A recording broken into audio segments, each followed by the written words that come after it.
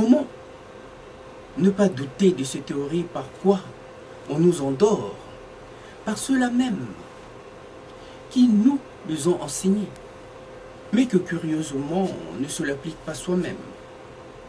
Oui, le monde, par de telles approches, va plutôt à reculons, à cause de toutes ces infortunes, ces injustices qui vont à l'encontre de ces notions de valeur, qui, au fait, n'ont été là que pour faire un écran de fumée, qui vise plus à dépouiller l'homme dans ce qu'il a de plus cher, son amour propre, et par là, lui impose la loi du plus fort.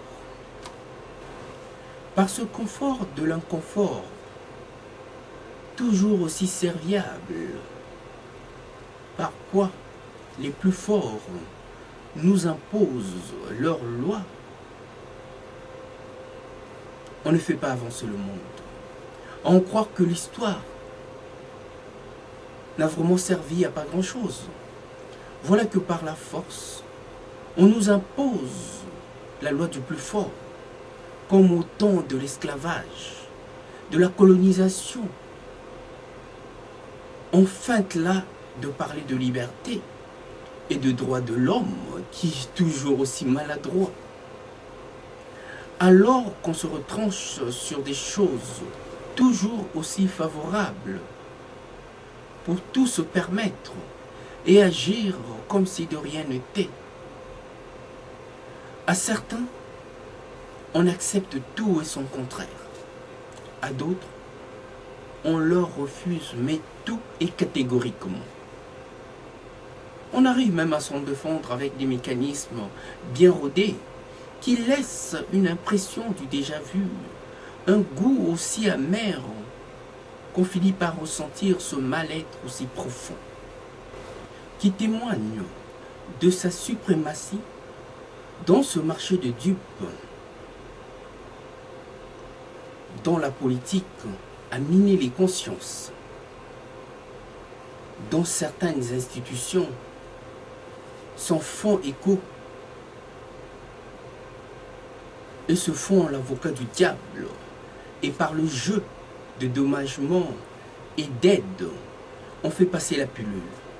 Non, ceci ne contribue pas forcément à la stabilité et encore moins à la paix dans le monde. Bien au contraire, nous entraîne dans un cafouillage sans précédent qui laisse libre cours à toutes les supputations possibles, à toutes les nuisances possibles et imaginables dont chacun à son tour s'en défend.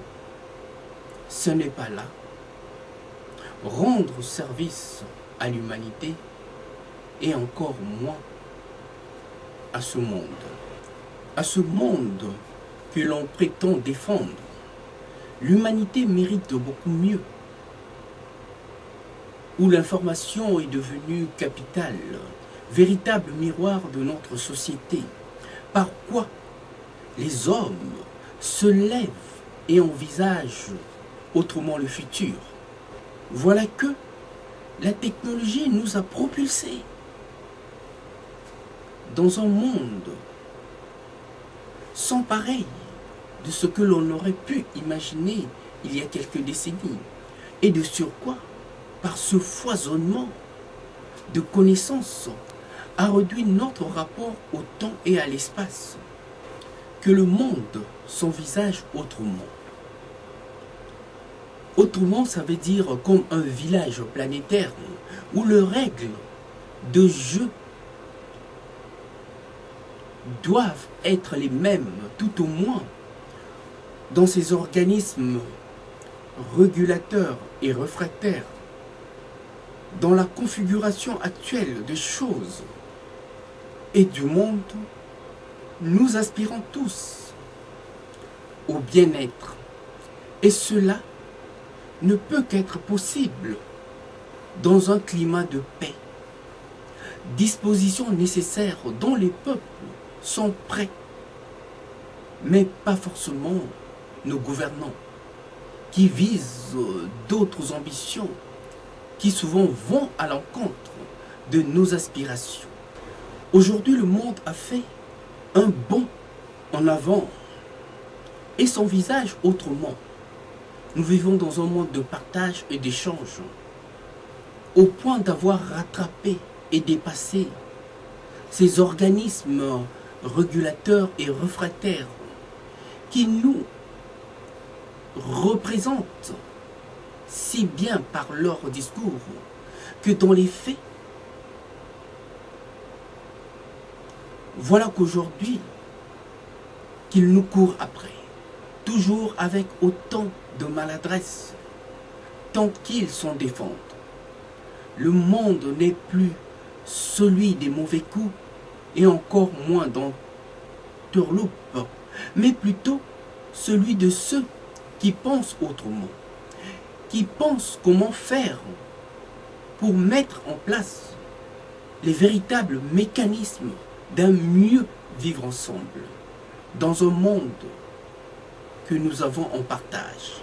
Je dois reconnaître que sur ce point, les écologistes ont une longueur d'avance.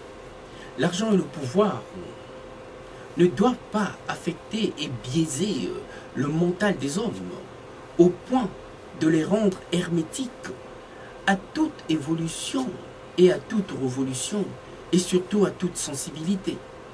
Si le monde nous invite à mieux vivre ensemble, ce qui n'est pas forcément le cas de nos gouvernants, voilà que la conjoncture est en train de leur retirer leur gagne-pain, qui est souvent porté sur des malentendus, sur quoi repose leur carrière, sur quoi ils fondent et font leur carrière, qui les ont longtemps servis et par quoi ils ont souvent embrasé le monde pour en avoir si bien tiré les ficelles.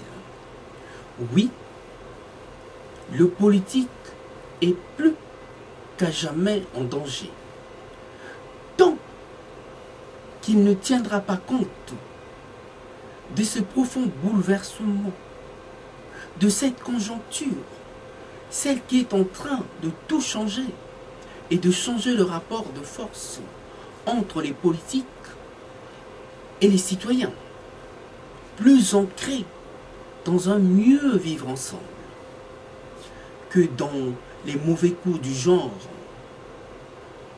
ces mauvais coups de basse-cour. À bon entendeur, salut.